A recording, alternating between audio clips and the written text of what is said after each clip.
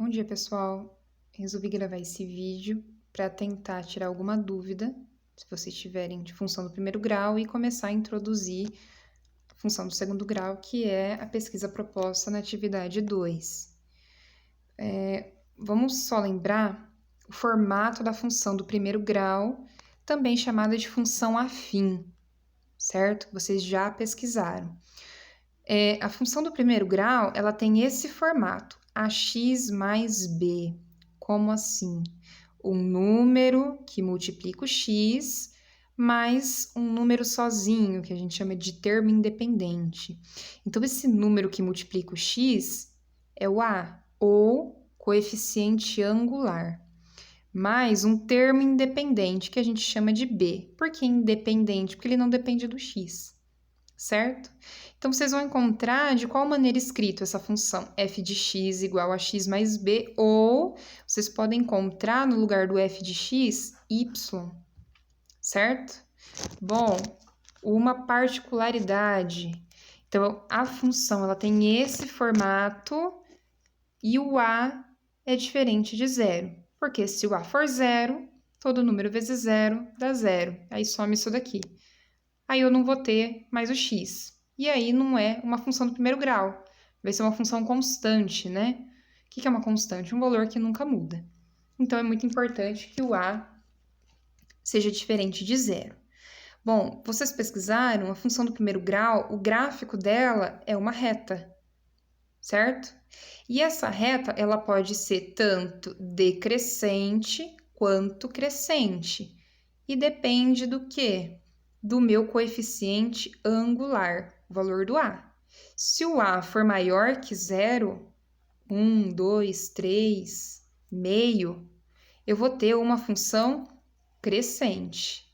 Se o meu a ele for um número negativo, um número menor que zero, menos 1, menos 2, menos 3 quartos, a minha função ela vai ser decrescente.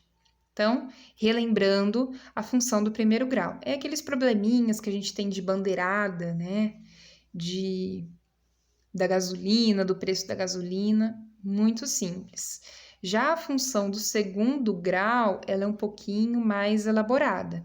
Então, veja bem, ó, primeiro grau é como se eu tivesse x elevado a 1 aqui, a gente não escreve.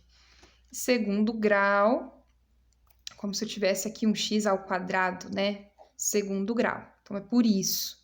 Muito importante também, o a tem que ser diferente de zero. Se esse valor que multiplica o x ao quadrado for zero, todo número vezes zero é zero. Isso some. E aí eu vou ter o quê? Eu vou ter uma função do primeiro grau. Então, para ser do segundo grau, é muito importante essa condição, o a ser diferente de zero.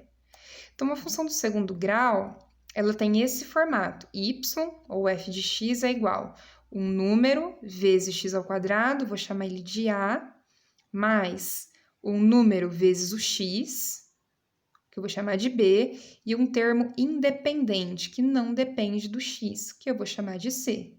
Então, ax ao quadrado mais bx mais c. E a equação do segundo grau, diferente do primeiro grau, ela não é uma reta. O gráfico é uma parábola, então é uma curva, né? Então, olha só, nesse exemplo, ó, ela decresce, atinge seu ponto de mínimo e ela cresce.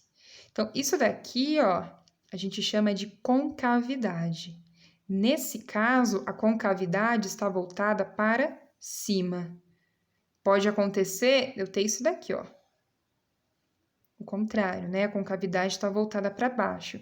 Quem define se a função tem concavidade voltada para cima ou para baixo? É o valor do a. Se o meu a ele for maior que zero, ele for positivo, concavidade para cima. Se o meu a for negativo, concavidade para baixo. Então, só para introduzir.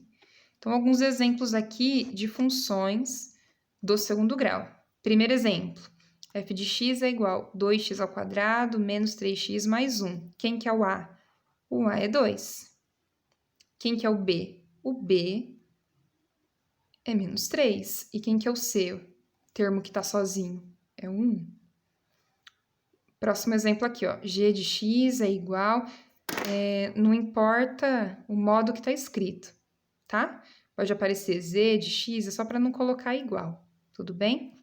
Próximo exemplo, g de x é igual menos x ao quadrado dividido por 2, como se eu tivesse aqui, ó, esse x ao quadrado sendo multiplicado por 1/2, certo? Mais 2.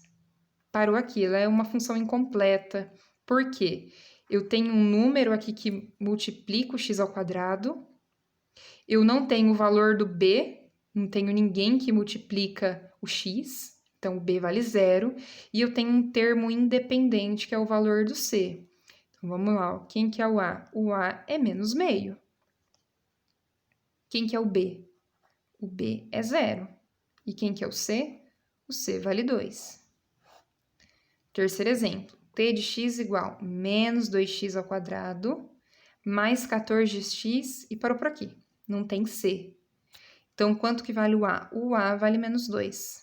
O b, o cara que acompanha o x, vale 14. E o c, a gente não tem c. Então, termo independente é 0.